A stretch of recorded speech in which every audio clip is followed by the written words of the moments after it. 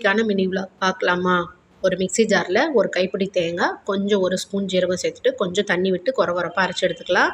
அதை அரைச்சி எடுத்ததுக்கப்புறமா இப்போ கடாயில் தேவையான அளவு எண்ணெய் ஊற்றிட்டு 1 ஸ்பூன் ஜீரகம், 1 கைப்பிடி சின்ன வெங்காயம், 5, 6 பூண்டு பல் தட்டி சேர்த்துக்கலாம். 5, 6 பழுத்த தக்காளியை சேர்த்து நல்லா குழைய வேகணும். தக்காளி வதக்கும்போது கொஞ்சம் உப்பு சேர்த்தணும் அப்படின்னா சீக்கிரமாக குழைய வெந்துடும்.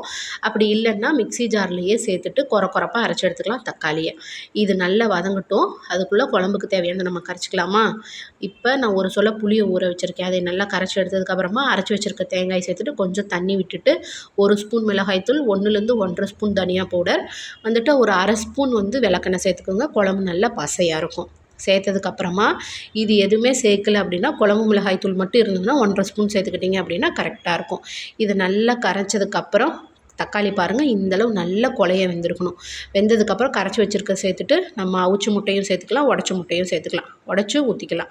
இப்போ நான் 3 முட்டை சேர்த்துருக்கேன். லைட்டாக லோ ஃப்ளேமில் வச்சு நல்லா கொதிக்க விட்டோம் அப்படின்னா முட்டை நல்லா வெந்து வந்திருக்கும்.